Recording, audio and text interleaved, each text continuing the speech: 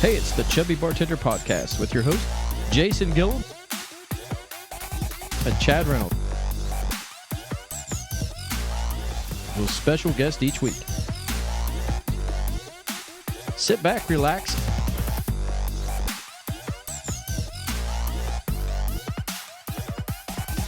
and enjoy the show. Eat the mic, Beach. Eat the mic. Tyler, we're back. Hey, here we go. And we got ourselves a rock star. Hey, I'll tell you what, we got one of, I think it's fair to say, probably the two of us, probably one of our favorite human beings. Oh, yeah, we talked about it earlier today. Yeah, we've been talking about this guy coming on for a long time. And maybe one of the most interesting. Yeah, very BJ, interesting. we'll give it to you. And listen, man, I mean, we're both stoked to do this show. Yep. And probably one of the more excited I've been to get a guy on here, man. Yeah, in a minute. Yeah. So, hey, what's up? I'm doing great. Glad to be here. Yeah, what's up? Big fan of the show. Did we sufficiently build you up? Absolutely. Great job. Great job. Maybe I feel like I can't live up to it. Oh, no, come on, man. So what brought it on was you stopped in here the other day and you, I'm tickled to death with it. It sounds great. You brought me in your new album. Yes. So how many songs was on that? 10? 11 on that one. You had that one song was on there twice. The Hooligan 1, Hooligan 2. Yeah, Harvey Houlihan Part 1 and Part 2. Yeah. And the new one I'm writing is Part 3. Well, and I got 12 on mine. You did. Yeah, you got a cover on there. A bonus. But you dropped that off, so the wife and I, we listened to it on the way to Chillicothe the other day, and man, dude, great job, dude. Thank you. Yeah. Well, cheers, I mean, cheers, yeah, to absolutely. Cheers for more years. Yep. Hey, listen, man. Just to let you know, I mean, Pudge, he listens to a lot of this stuff. I mean, it's and he's pretty straight up on what he thinks. That's a big reason I brought it by. He's listening to your album and texting me like, "Hey, dude, Don't you sound good? this is 100% legit. This is awesome." To write an album, dude. I mean, hats off to you. I told you that the other day because, dude, I've been trying to piece together one now for years, and I cannot. You hit these walls. I know. But it's man, amazing. you've pumped this thing out. I mean, your progression's pumped out pretty fast, really. I mean, how long you been writing songs, dude? Well, I've been writing songs for probably 3 years. Total time of writing, because basically the time the YouTube channel, I put it up. Yeah. I put that up, and I was like, okay. So I started off with, I wanted to show people like basic how to play a bass, like quickly. Like I had 3 cover songs that I played that taught you pretty much all the chords that you needed or the notes that you need on bass to start up and play by yourself. That's on my channel. Wildman Recordings, but anyway, so then it went from that casual plug. Wildman Recordings. He's always been good at that. BJ would take his lunch break to sell me a pizza. Be careful. Hey, be careful. This man is a salesman.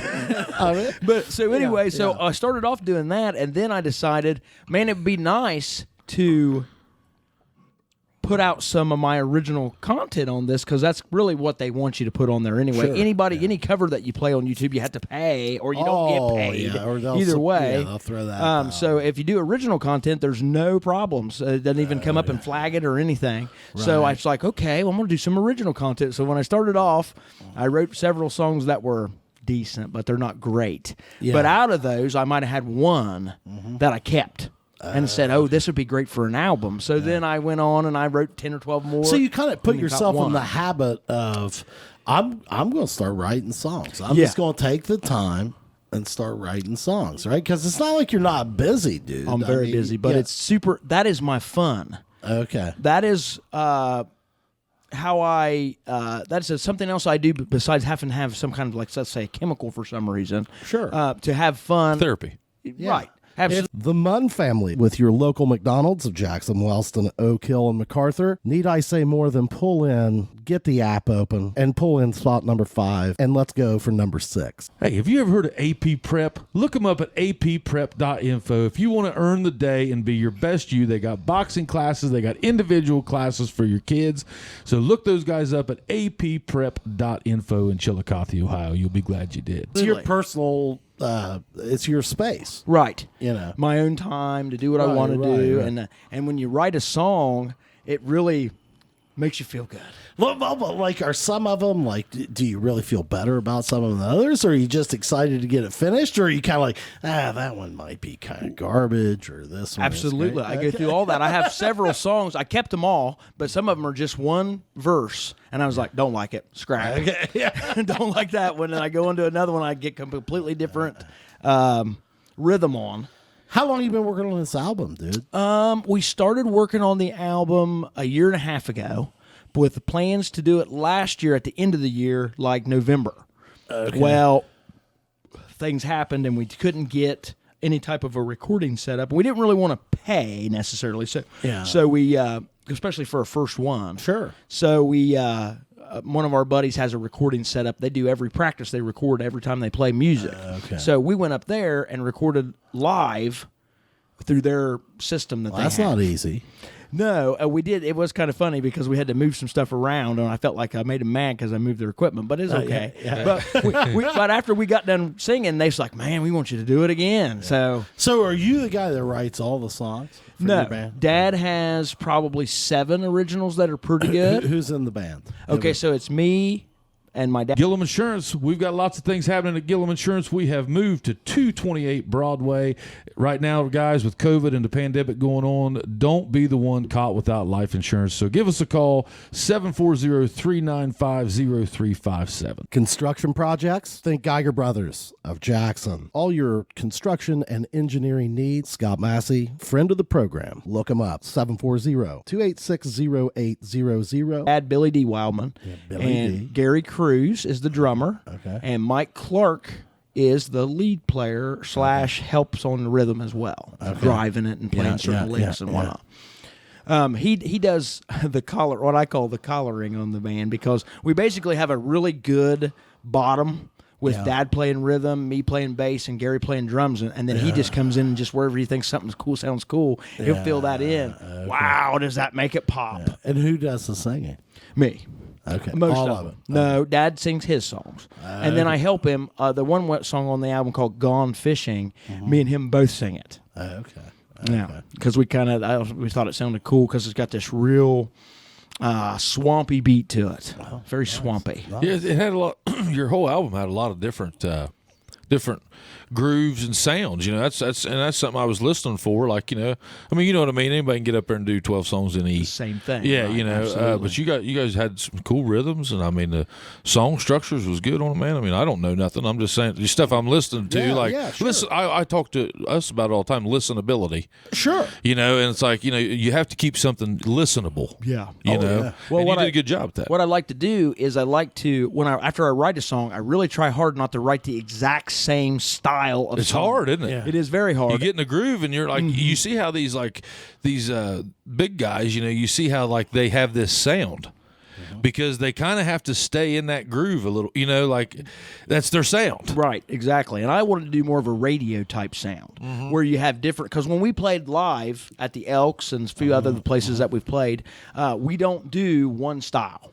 Because to be honest with you, there's people there that are like, well, that's great country and everything. You do any rock at all, Right. and then vice versa. That's great sounding rock, And they don't want to hear country? originals. So you're kind of we do put them in. We put them in. Oh, I know, but I'm saying like at the end of the night, they're going to want you to play the same old standards in a lot of these places. Absolutely, a lot of the places do. Yeah, they do. But the Elks is very forgiving about me doing originals because I'm a member. Yeah. And the people know me already, and they're really interested to hear me play a song they've never heard before that might be something that I wrote. Well, like when you're gigging though, like you probably have to mix in a few covers. And, You do. Oh, we do. We play keep primarily everybody covers. engaged and then just slip in an original. Yeah. And, Yeah, like we do in the Brian Jarvis band that I play in. The first set's all covers, our rockin' covers, the best ones we play, so that we capture everybody. Right. And then the second set, we come out strong. And then we throw some originals in, and maybe some different types of songs, maybe something that's not necessarily a hit. That everybody's heard. We might do like a Tom Petty that no one's ever heard before. Right, that's nice. Yeah. All right, so you bring up an interesting point there. Like, how many bands are you in, dude? Like, 2.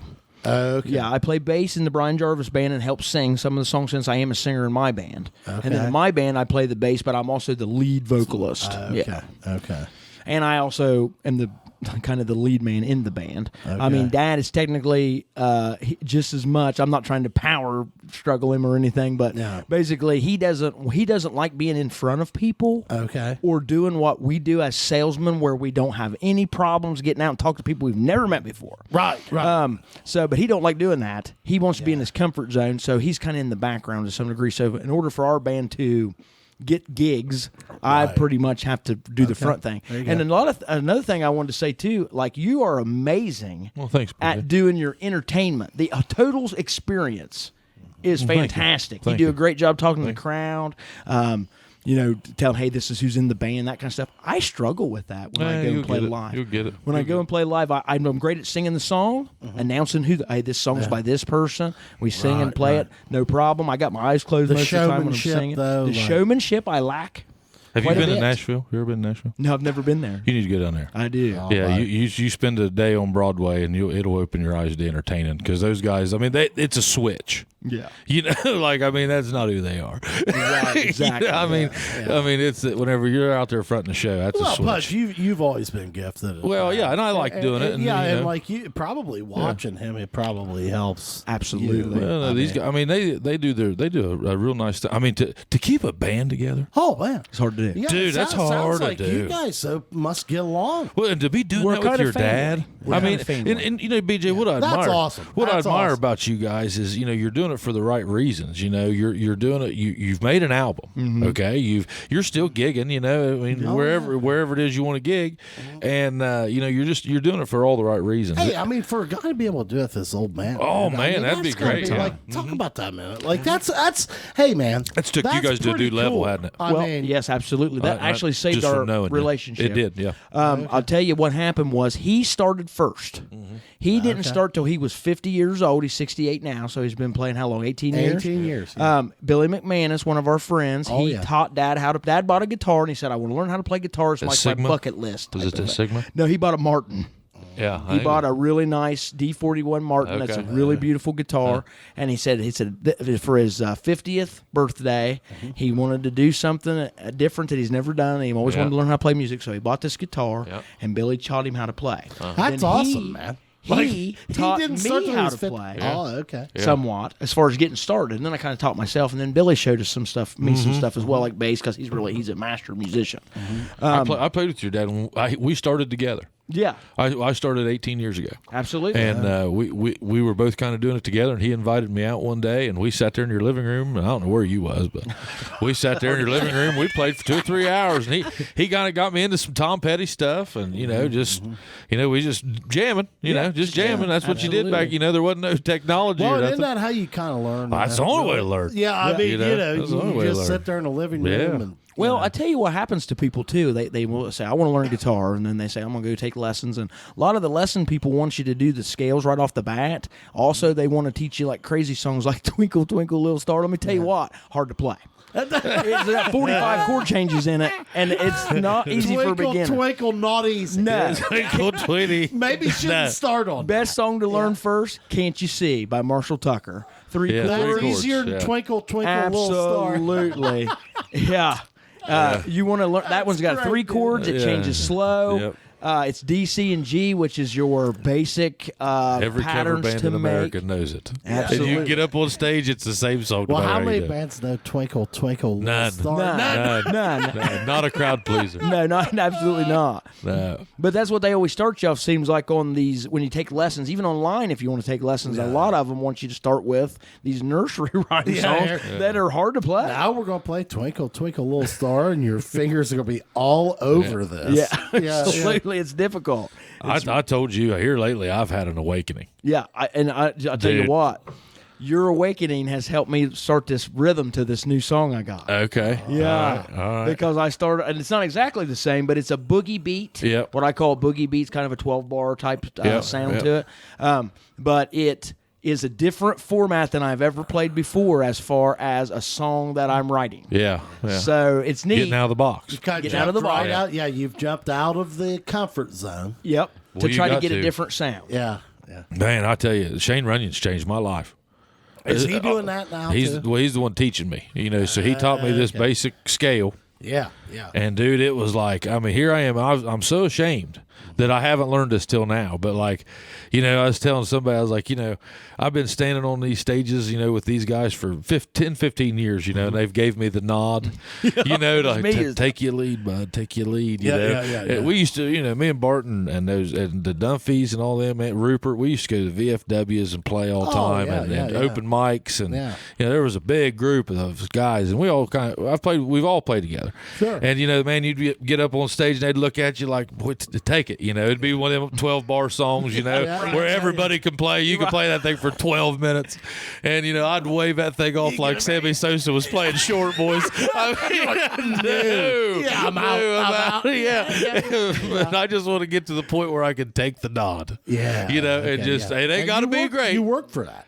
I've been 18 years and I'm just now to the point. I'm almost there. I'm almost there. And you're there. Don't be humble. Well, it's it's been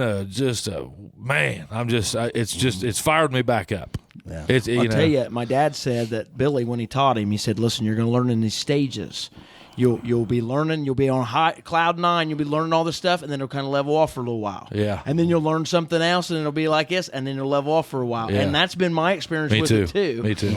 Is I would be like, at first I was so happy just to be able to play a song. Sure. Let alone write that's it a breakthrough. or anything else, That's or a breakthrough. put leads in of some kind, or basic call passages, but it's the same exact thing. I mean, guys, I guess I'll ask both of you. I mean, it's kind of interesting to me, like when you write a song, whether it's good, bad, I mean, I don't know. That's got to be a special feeling, though, when you finish writing that. And it's like, well, this all came from here. From me. Yeah. I composed that. It'll tell you a lot about yourself.